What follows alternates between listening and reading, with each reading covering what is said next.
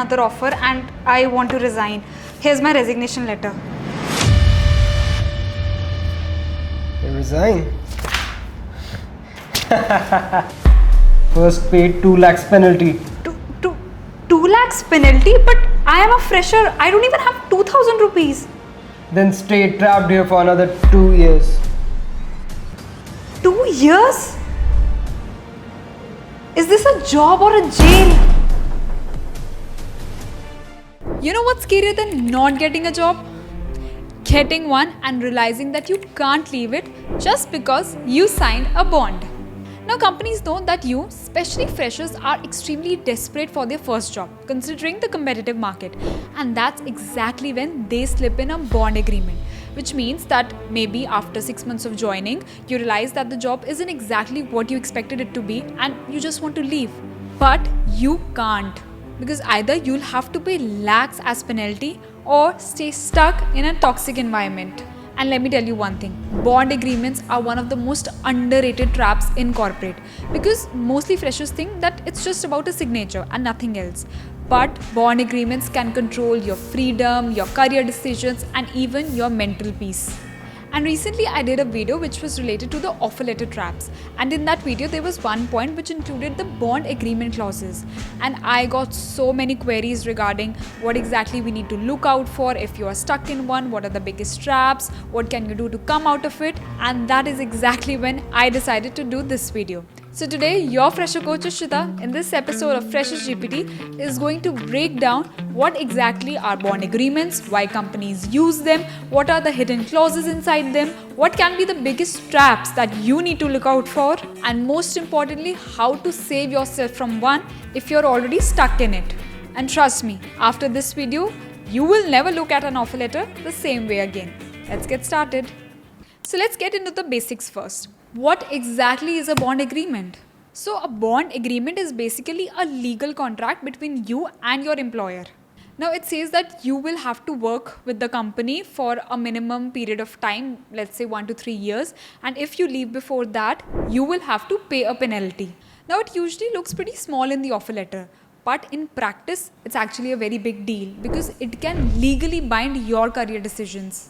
For example, a fresher joins a company with a 2-year bond thinking that it's no big a deal, and out of desperation they just have to take whatever offer that comes their way. And maybe after 6 or 8 months of joining, they realize that they have got a better offer with a better environment. But the company says either stay or pay 2 lakhs penalty. And suddenly your freedom comes with a price. Now let's understand, why do companies make you sign these bond agreements? And the answer is pretty simple, because they invest in you. Onboarding, any sort of training, maybe shadowing senior colleagues. Basically, it is to ensure that they don't lose this investment too early. Basically, once their investment turns into ROI. Now, this may sound fair to some extent, but sometimes the bond amount is way too exaggerated or way too higher than the actual cost of training. And that's exactly where the exploitation comes in. Now let's come to the common clauses which are included in the bond agreements. See, whenever you'll read a bond agreement, you'll usually see minimum service period, which can be from 1 to 3 years, which basically means that if you leave early, you will have to pay a penalty. And then comes the penalty clause, which can range anywhere between 50,000 to even 5 lakhs in some companies. And then comes the training cost clause, which basically means that we have spent money training you, so you must repay it if you want to quit. And then comes the notice period lock. See, sometimes the bonds combine with a 3, 4, maybe 6 months of notice period, which simply means that even resigning feels impossible. It can also include withholding your original documents. See, some shady firms keep your degree or mark sheets as security, and by the way, this is illegal under Indian law. And then comes the arbitration clause, which mostly people are not aware of, which simply means that if any sort of dispute happens, you cannot directly go to the court. You will have to go through their chosen arbitrator. And guess who that favors? Yeah, right, the company. And then sometimes it includes the non-compete clause, which means that you can't join a competitor of the company for, let's say, XYZ months. And now it is very restrictive. It is not even legally enforceable, but some companies use it just to scare freshers. And then comes the liquidated damages. And in legal language, it basically means fixed compensation that you'll owe us. Now, with all these clauses, with all these points, you can obviously see that all these are structured in a way just to protect the company and not you. Now, let's understand what are the big traps which are hidden inside these bond agreements and what exactly are their repercussions. Trap number 1, the unreasonable penalties.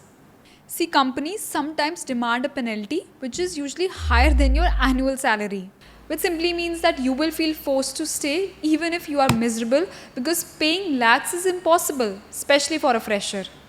Now, how you can save yourself? Before signing any sort of bond agreement, ask the HR clearly what exactly is the penalty amount, how is it calculated, and get that in writing. And in case you're already stuck, negotiate politely, citing any sort of personal reasons, which can be either marriage, higher education, any sort of relocation, because sometimes the companies can reduce or waive off penalties when they are faced with genuine cases. Trap 2, fake training costs. See, many companies inflate the training costs. They might say that we have spent a lakh or maybe two on training you, but in reality, what they actually did was just give you a week of PPT sessions and told, figure it all yourself. And its repercussion, you end up paying something which you never even received in the first place. Now, how you can save yourself? Ask for a proper detailed breakdown of the training costs and see if it is just classroom training, certifications, or just onboarding. And in case you are stuck, keep proof of what training you actually got, be it in the form of emails, any sort of schedules, because in case you go to court and if the cost is inflated beyond reality, it usually won't stand. Trap 3, withholding your original certificates. And as I told earlier, some companies can keep your degrees, your mark sheets just to force compliance. And the repercussion of it, you cannot join another company, you can't go to any sort of higher education without them. Now, how you can save yourself? Never, I repeat, never hand over originals, just attested copies. And if they have taken them already, send an official email requesting for return, and if your request is denied, then you can file a complaint at the local labor office. Trap 4, the non-compete clause. Now in this, the bond can say that you cannot work in the same industry for 6 to 12 months after leaving. Now this blocks your growth. Imagine you are working in an IT company and you leave and you are just not allowed to join another IT company. But in India, mostly these clauses are not legally enforceable after the employment ends, but not much people are aware of it. Now, how you can save yourself? Firstly, always clarify this clause before joining. Trust me, it's a big red flag. And if you have already signed, don't panic. The companies usually use them just to scare the employees, but don't pursue it legally because the courts usually don't support it. Trap 5, bond plus long notice period. Deadly combination.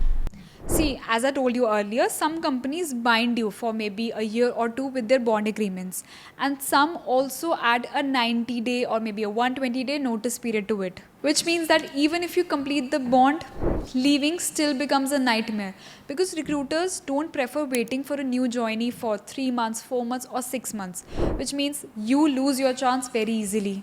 Now, how you can save yourself? Negotiate either the bond length or the notice period. Never, even in the worst case scenario, never accept both of them together. And in case you're already stuck, use your earned leaves in case you have any to shorten your notice period or negotiate an early exit with the HR. Now the final question. Should you sign a bond? Well, if the bond is reasonable, for example, 6 to 12 months, fair penalty, genuine cost of training, you can accept it. And it can treat as a fresher's stepping stone. And if it is exploitative in any manner, trust me, just walk away. No matter how desperate you are, signing away your freedom, your mental peace, your career decisions will affect you, will cost you in the long run more than you think. Because always remember, a job is replaceable. I know it is hard, but it is still replaceable. But your mental peace, your freedom, it is not.